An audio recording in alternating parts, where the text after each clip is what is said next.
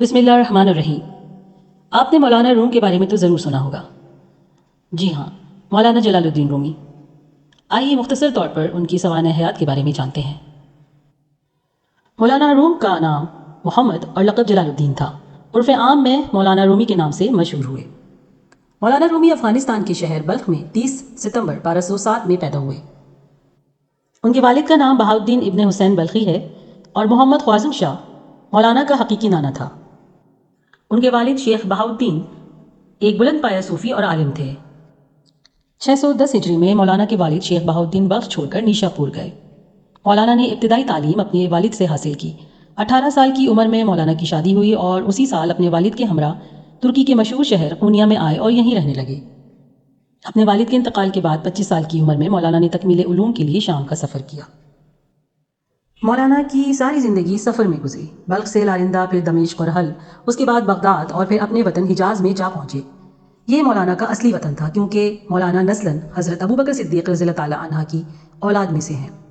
آخرکار قونیہ میں قیام پذیر ہوا اور وصال مبارک 17 دسمبر 1273 عیسوی میں ہوا۔ قونیہ میں مولانا کا مزار شریف آج بھی مقناطیس کی طرح ساری دنیا کے صاحبان فکر و نظر کے قلوب کو کھینچ رہا ہے۔ مولانا رومی کی زندگی میں خاص انقلاب حضرت شمس تبریز کی ملاقات سے شروع ہوتا ہے۔ رومی کی شخصیت اور ان کا کلام دونوں ہی کسی تعارف کے محتاج نہیں۔ 26,666 اشعار پر مبنی ان کی مشہور زمانہ مثنوی تصوف اور عشق الہی کے جملہ موضوعات کو انتہائی سادگی، روحانی اور عام فہم انداز میں بیان کرتی ہے۔ عشق الہی اور معرفت کے انتہائی مشکل و پیچیدہ نکات سلجھانے کے لیے مولانا رومی نے سبق آموز حکایات و قصے کہانیوں سے مدد لی ہے۔ جو بھی لکھا ہے قرآن و حدیث نبوی صلی اللہ علیہ وسلم سے اس کی سند بھی بیان کی جاتی ہے۔ اس لیے آج 800 سال گزر جانے کے باوجود ان کے کلام کی اہمیت و افادیت میں کوئی کمی واقع نہیں ہوئی۔ مثنوی مولوی مانوی، جس نے مولانا روم کی نام کو آج تک زندہ رکھا ہوا ہے اور جس کی شہرت اور مقبولیت نے ایران کی تمام تصانیف کو پیچھے چھوڑ دیا ہے۔ مثنوی کا لفظ عربی کے لفظ مثنا سے بنا ہے اور مثنا کے معنی دو کے ہیں۔ مثنوی اس نظم کو کہتے ہیں جو مسلسل ہو اور اس میں کوئی واقعہ یا داستان وغیرہ نظم یا رقم کی جاتی ہے اور رزمیہ، بزمیہ، صوفیانہ یا اخلاقی مضامین باندھے جاتے ہیں۔ مثنوی میں عموماً لمبے لمبے قصے بیان کیے جاتے ہیں۔ نثر میں جو کام ایک ناول سے لیا جاتا ہے، شاعری میں وہی کام مثنوی سے لیا جاتا ہے۔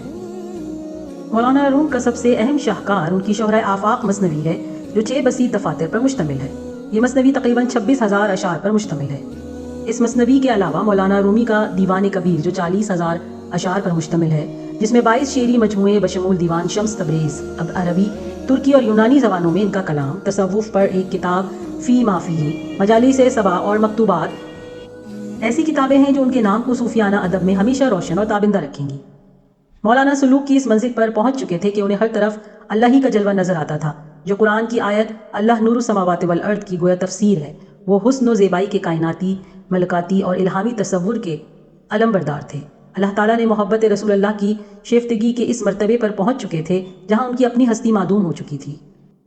مولانا کا ایک شعر چوں فتاد از روزن دل آفتاب ختم شد واللہ عالم بالصواب، یعنی میرے دریچہ قلب کے سامنے اللہ کے علم کا جو آفتاب مضامین القا کر رہا تھا وہ قلب کے محاذات سے افق میں ڈوب گیا، لہٰذا یہ مثنوی ختم ہو گئی۔ یہ مثنوی کے 28,500 اشعار کا سب سے آخری شعر ہے۔ آج مثنوی ختم ہو رہی ہے اور وہ آفتاب غروب ہو رہا ہے، اور اس کے بعد مولانا کا آفتاب بھی غروب ہو گیا اور غروب ہی کے وقت وہ دفن بھی ہوئے۔ یہ عظیم صوفی جلال الدین رومی 13ویں صدی کے ایک ایسے شاعر اور صوفی ہیں جنہوں نے کروڑوں انسانوں کی زندگیاں بدل دیں۔ رومی نے جو کہا، جو لکھا، آج تک دنیا بھر میں ان کے نظریات کو اعلیٰ تعلیمی درسگاہوں میں پڑھایا جا رہا ہے۔ رومی مسلم دنیا سے کہیں زیادہ امریکہ اور یورپ میں بہت زیادہ پاپولر ہے۔ یورپ اور امریکہ میں لاکھوں ایسے انسان ہیں جو رومی کے عشق میں مبتلا ہیں اور انہیں روحانی دنیا کا دلکش اور خوبصورت پھول سمجھتے ہیں۔ رومی کے دور میں مغرب کی ذہنیت پر ابن سینا، ابن رشد، یونانی فلسفہ، نظریہ ارسطو اور عقلیت پسندی کا اثر بہت زیادہ تھا۔ اس کے باوجود لاکھوں انسان رومی کے خیالات سے بھی متاثر تھے۔ کائنات میں جب بھی صوفیزم اور تصوف پر بات کی جائے گی، جلال الدین رومی کا ذکر ضرور آئے گا۔ قونیہ میں موجود مولانا کلچرل سینٹر اینڈ میوزیم میں لگ بھگ 12 کے قریب ان کی پینٹنگز، جس میں مولانا رومی کی زندگی کے بڑے واقعات کی منظر کشی کی گئی ہے، نظر آئیں گی۔ ان میں مولانا کی خواجہ فرید الدین عطار سے ملاقات، شمس تبریز سے ملاقات، وفات سے پہلے کے مناظر اور جنازے کی صورتحال وغیرہ شامل ہیں۔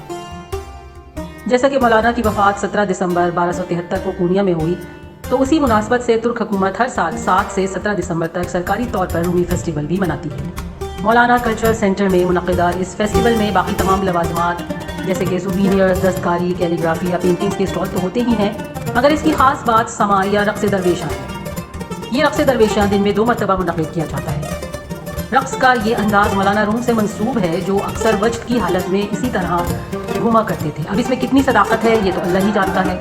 आपने मुताद्दिद पेंटिंग्स भी देखी होंगी, स्कल्पचर्स भी देखे होंगे जो विरलिंग दरवेश के नाम से मशहूर हैं, जिसमें उस दरवेश का दाया हाथ आसमान की तरफ और बाया हाथ ज़मीन की तरफ इशारा करता है, जबकि गर्दन एक तरफ झुकी रहती है और इसी हालत में वो घूमता चला जाता है, जो इश्क़ हकीकी में एक वजद की कैफियत को ज़ाहिर करता है।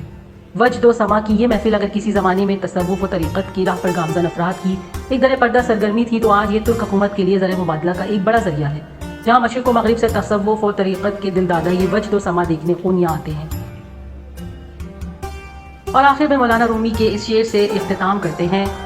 हासिल उम्रम सह सुखन बेश नीस्त, खाम बुदम पुख्ता शुदम सौ ख़तम। यानी मेरी उम्र का हासिल इन 3 बातों से ज़ायद कुछ भी नहीं है। आम था, पुख्ता हुआ और जल गया। जज़ाकल्लाह। Narrated by Sabina pass. Video पसंद आए तो लाइक कीजिए, कमेंट कीजिए, शेयर कीजिए और इस चैनल को सब्सक्राइब कीजिए। जज़ाकुमुल्लाहु खैरन कसीरा।